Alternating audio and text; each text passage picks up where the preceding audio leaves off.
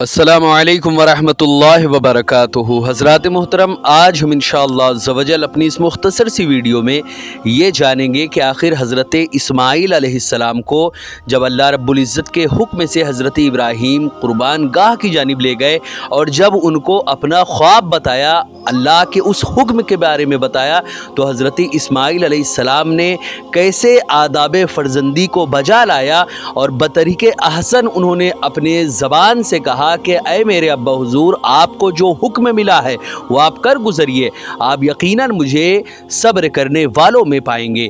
हज़रात मोहतरम, हज़रत इस्माईल को ये आदाब फ़र्जंदी आखिर किसने सिखाए और उसके अलावा हज़रत इस्माईल की उस कुर्बानी में अल्लाह रब्बुल इज़्ज़त की क्या हिकमत थी, ऐसी बहुत सारी बातें आज अपनी इस मुख्तसर सी वीडियो में हम जानेंगे।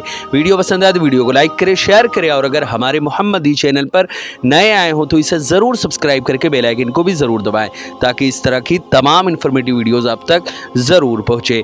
हज़रात मोहतरम, इस्लाम एक मुकम्मल ज़ाब्ते हयात और इंसानी रुश्द व हिदायत का ज़ामिन है जो अपने मानने वालों से इश्क़ व ईसार चाहता है और हमेशा से वो अपने मानने वालों को ऐसे अफराद तैयार करता आया है जो ज़िंदगी के हर मोड़ पर मशाले राह होते हैं और उनके शबो रोज़ हमें मोहब्बत व ईसार का दर्स देते हुए नज़र आते हैं। हज़रात मोहतरम, ज़रूरत सिर्फ़ इस बात की है कि हम ऐसे अफराद को तलाश करके उनकी ज़िंदगी के तौर तरीके को अपने हयात के शबो रोज़ का ओढ़ना और बिछौना बना ले और इस्लाम का जो तकाज़ा मोहब्बत व ईसार है उसे हासिल करने में कामयाब हो सके। हज़रात मोहतरम, क्योंकि इश्क़ व ईसार सच्चे जज्बे का दूसरा नाम ही कुर्बानी है। जब तक कि इंसान अपने आप को हकीकत में फ़ना फिल्लाह ना कर दे उस वक्त तक वो अपने मकसद को नहीं पा सकता। अगर वो चाहता है कि वो अल्लाह का मुकर्रब बंदा बन जाए, अगर वो चाहता है कि अल्लाह का वली बन जाए, अगर वो चाहता है कि अल्लाह का महबूब बन जाए, अल्लाह उसको अपने ऐसे बंदों में शामिल कर ले कि अगर वो हाथ उठाए किसी काम के लिए, दुआ मांगने के लिए, तो उसका हाथ नीचे आने से पहले ही अल्लाह रब्बुल इज़्ज़त उसकी दुआओं को कबूल कर ले और उसकी दुआएं इस दुनिया में ज़ाहिर होते हुए नजर आए उसके हाथों को नीचे आने से पहले ही। अगर कोई इंसान ये चाहता है तो उसको सबसे पहले कुर्बानी देनी पड़ेगी। कुर्बानी किस चीज़ की? कुर्बानी सिर्फ साल में एक बार ही नहीं आती, साल के 12 महीने कुर्बानी का महीना होता है और वो कुर्बानी होती है ख्वाहिशात नफ्स की, अपनी मर्ज़ी की, अपनी ख्वाहिशात की और अपने अना की। हज़रात मोहतरम, अगर हम अपने ख्वाहिशात को, अपने तमाम के तमाम ऐसी चीज़ों को जो अल्लाह रब्बुल इज़्ज़त के रास्ते में रोड़ा बन रहे हों उनको कुर्बान नहीं करेंगे, अपनी ख्वाहिशात नफसानी को कुर्बान नहीं करेंगे, अपनी ऐसी चीज़ों को कि शैतान हमें दूसरी जानिब ले जा रहा है, नफसानी ख्वाहिशात हमें दूसरी जानिब ले जा रहा है, लेकिन अल्लाह और रसूल का पैगाम, अल्लाह और रसूल का फरमान कुछ है, तो हमें अपनी ख्वाहिशात को कुर्बान करके अल्लाह और रसूल के फरमान पर अमल जब तक हम नहीं करेंगे तब तक हम अल्लाह के महबूब बंदा नहीं बनेंगे, साथ ही साथ कोई भी मकसद को हम हासिल नहीं कर सकते। हज़रात मोहतरम, जिसके लिए रब ने इस दारे फ़ानी में ही भेजा है, यानी अल्लाह रब्बुल इज़्ज़त ने ये कई सारे मकाम पे कुरान में ये वाज़े कर दिया है कि अगर कुर्बानी जब तक तुम नहीं दोगे तुम्हें कोई भी मकाम व मर्तबा और अल्लाह तक रसाई हासिल नहीं हो सकती। अल्लाह ने ख़ुद कुरान मुक़द्दस में वाज़े लफ्ज़ों में इरशाद फरमाया, वलनबलुवन्नकुम बिशैइन मिनल खौफ़ि वल जू'i व नक़्सिम मिनल अमवालि वल अनफ़ुसि वस्समरात। इसमें साफ साफ अल्लाह ने यह वाज़े कर दिया कि हम तुम्हें आज़माएंगे, ऐसा नहीं कि हम तुमको नहीं आज़माएंगे, हम तुम्हारी आजमाइश ज़रूर करेंगे।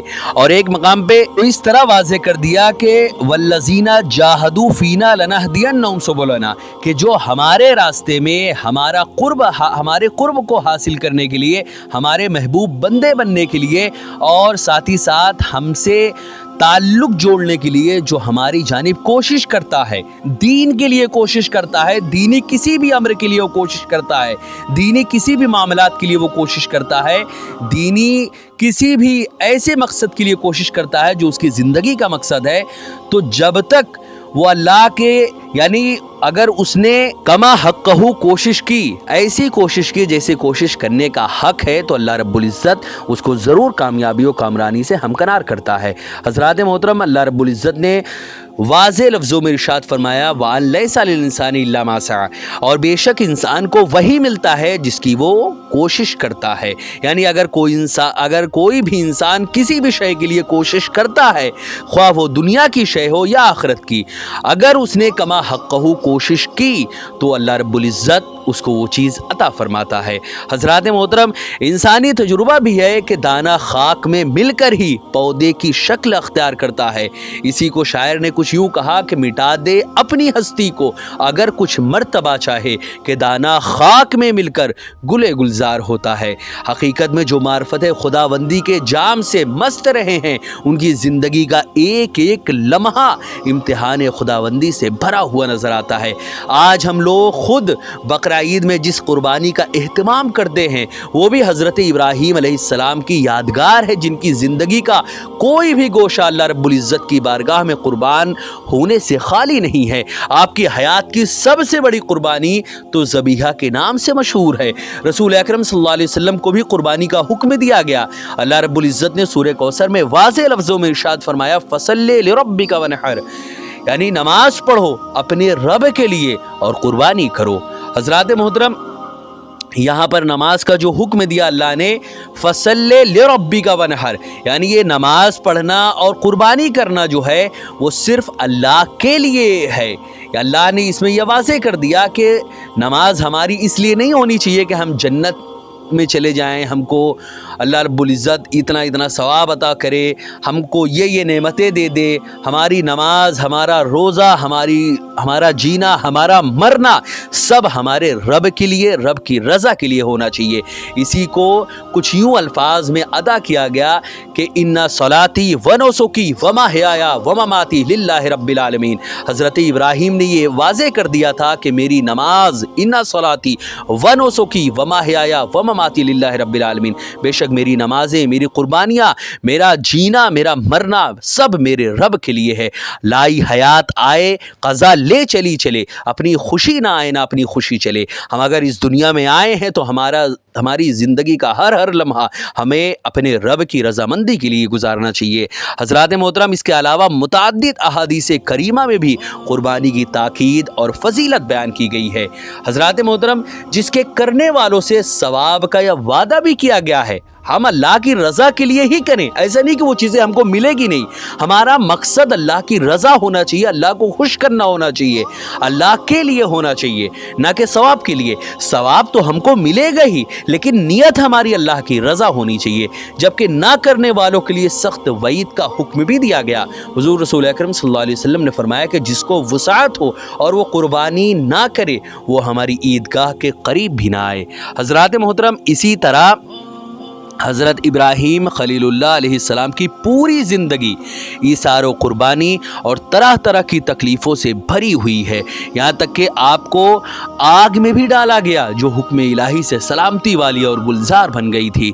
حضرت ابراہیم علیہ السلام نے ایک دن خواب میں دیکھا کہ آپ اپنے چہیتے اور اکلوتے فرزند حضرت اسماعیل علیہ السلام کو ذبح کر رہے ہیں۔ کئی مرتبہ ایسا ہی خواب نظر آیا۔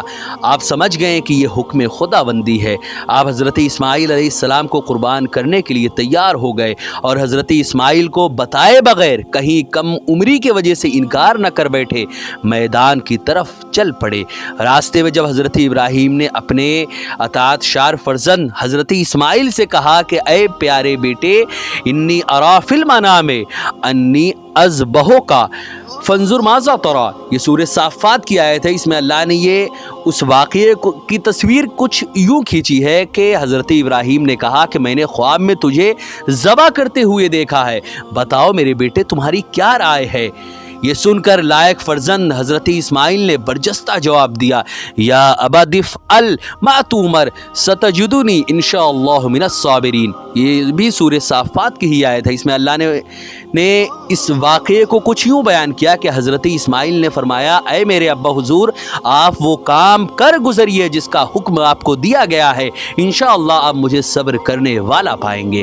حضرات محترم، اس طرح حضرت اسماعیل نے نہ صرف آداب فرزندی ادا ادا کی بلکہ اللہ کے نام پر قربان ہونے کے لیے اپنی رضامندی ظاہر کر کے ذبیح اللہ ہونے کا ثبوت بھی پیش کر دیا، جو ہمارے اور تمام مسلمانوں کے لیے عبرت کا سبب ہے۔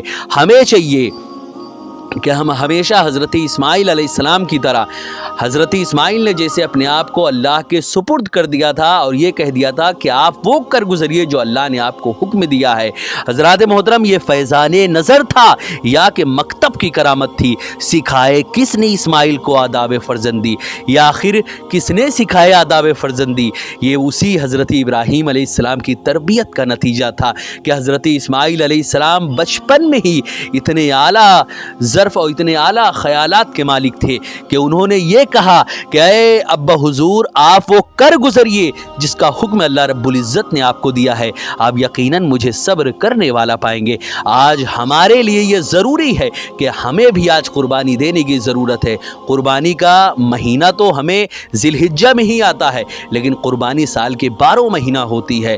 خواہشات نفسانی کی قربانی، اگر اذان ہوئی اور ہمارا من نہیں کر رہا کہ ہم مسجد جا کے نماز پڑھیں یا نماز ہی پڑھیں، تو ہم شیطان کو جوتا مارتے ہوئے اور اپنی نفسانی خواہشات کو پسے پشت ڈالتے ہوئے، اللہ رب العزت کی اطاعت کرتے ہوئے اور اپنی خواہشات کی قربانی دیتے ہوئے اللہ کی بارگاہ میں کھڑے ہو کر نماز پڑھتے ہوئے نظر آئے۔ اسی طرح نماز کے ساتھ ساتھ روزہ، حج، زکوٰۃ جیسے تمام کے تمام احکام جو بھی اللہ رب العزت نے ہمیں حکم دیے ہیں۔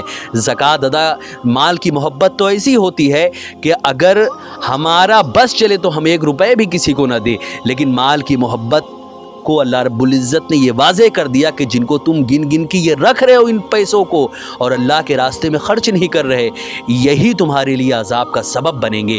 اسی لیے اللہ رب العزت نے ہم کو حکم دیا کہ ہم زکوٰۃ ادا کریں۔ کئی سارے مقام پر اللہ رب العزت نے فرمایا وَآتُوا الزَّکَاۃَ، زکوٰۃ ادا کرو۔ جب وقت آئے تو ہمیں اللہ رب العزت نے اگر صاحب نصاب بنایا تو ہم زکوٰۃ ضرور ادا کریں۔ ساتھ ہی ساتھ اگر اس کے ساتھ ہی ساتھ پورے سال، زکوٰۃ تو سال میں 1 بار ہوتی ہے، لیکن پورے سال ہمیں صدقہ کا حکم اللہ رب العزت نے دیا وَمِمَّا رَزَقْنَاهُمْ يُنْفِقُونَ کے ذریعے، کہ اللہ کے نیک بندوں، اللہ کے متقی بندوں کی پہچان یہ ہے کہ جو ہم نے انہیں رزق دیا ہے اس میں سے وہ ہمارے راستوں میں خرچ کرتے ہیں، مدرسوں میں خرچ کرتے ہیں، مسجدوں میں خرچ کرتے ہیں، ایسے بہت سارے دینی کام ہیں جہاں پر خرچ کرتے ہیں۔ لہٰذا ہمیں چاہیے کہ اللہ کے تمام احکام پر ہم عمل کر کے اپنے رب کو راضی کریں۔